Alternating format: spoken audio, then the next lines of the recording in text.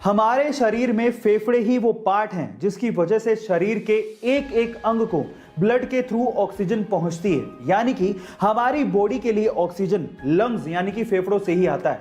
अब आप फेफड़ों का काम तो समझ ही गए हैं, तो अगर मैं आपसे सवाल पूछूं कि पृथ्वी का फेफड़ा किसे कहा जाता है तो आप लोग क्या कहेंगे? यानी कि पृथ्वी को एक्चुअली ऑक्सीजन कहां से सबसे ज्यादा मिलती है? चलिए मैं आपको बताता हूं। पृथ्वी का फेफड़ा कहा जाता है अमेज़न के जंगलों को, जो कि दुनिया के सबसे बड़े रेन फॉरेस्ट माने जाते हैं, जहां से पृथ्वी को 20% यानी कि 20% ऑक्सीजन मिलता है। गाइस, आपको ये इंफॉर्मेशन कैसी लगी चैट सेक्शन में जरूर लिखिएगा। मान लीजिए कि आपकी गाड़ी की चाबी गुम जाए तो आप क्या करोगे? ऑब्वियसली चाबी वाले के यहां चक्कर काटोगे। अब ये तो थी आम आदमी की बात, अब हम करते हैं खास आदमी की बात। एक बार मुकेश अंबानी अपने एंटीलिया घर से ऑफिस जाना चाहते थे और वो भी अपनी फेवरेट मर्सिडीज कार में। पर जैसी पार्किंग पहुंचे और उन्होंने अपनी जेब में हाथ डाला तो मर्सिडीज की चाबी नहीं मिली। पूरे घर में ढूंढ ली, वहां भी नहीं मिली। उसके बाद उनके मैनेजर ने स्पेशली मर्सिडीज के ऑफिस में फोन किया कि भैया चाबी नहीं मिल रही है। अगले दिन तड़के सुबह 3 बजे एक जर्मनी से हेलीकॉप्टर आया जो कि एंटीलिया के रूफ पे उतरा। एक आदमी नीचे आया, डुप्लीकेट चाबी मुकेश अंबानी जी के मैनेजर को हाथ में दी और उसके बाद वहीं से वापस जर्मनी लौट गया। रुतबा देख रहे हो?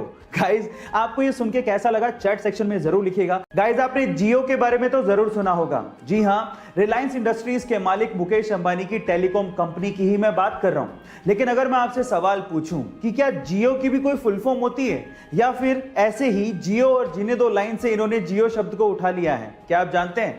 चलिए मैं आपको बताता हूं। एक्चुअली जियो शब्द ऐसी किसी लाइन से नहीं उठाया गया है, इसकी भी एक फुल फॉर्म होती है और इसकी फुल फॉर्म है जॉइंट इंप्लीमेंटेशन अपॉर्चुनिटी। आप में से कितने लोग ये बात जानते थे? चैट सेक्शन में जरूर लिखिएगा। कोरोना के चलते कनाडा की एक महिला को अपनी जॉब से हाथ धोना पड़ा, उसे जॉब से निकाल दिया गया। लेकिन जॉब से निकाले जाने के कुछ दिनों बाद ही वो महिला 437 करोड़ रुपए की मालकिन बन गई।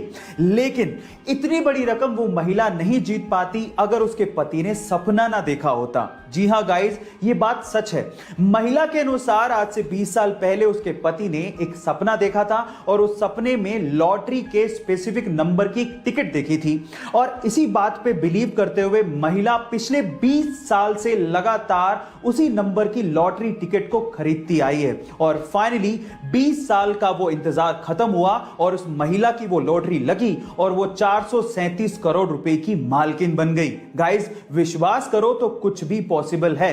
इतिहास में पहली बार 19 वर्षीय हरिद्वार की सृष्टि गोस्वामी को उत्तराखंड का एक दिन का सीएम बनाया गया। तारीख थी 24 जनवरी 2021। पर सवाल यह है कि 24 जनवरी की तारीख को ही क्यों चुना गया?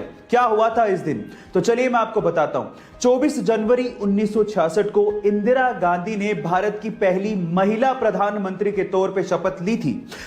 इस दिन को यादगार बनाने के लिए 2009 में महिला एवं बाल विकास मंत्रालय ने इसे बालिका दिवस घोषित कर दिया ताकि भविष्य में भारत को इंदिरा गांधी जैसी और भी कद्दावर नेता मिल सके जो देश को चला सके। गाइस, है ना अमेजिंग फैक्ट? भाई, कोरोना वायरस का खौफ है, ये मानना पड़ेगा, क्योंकि आज कोरोना वायरस के चक्कर में दुनिया का लगभग हर इंसान मास्क पहन के ही घर से बाहर निकल रहा है।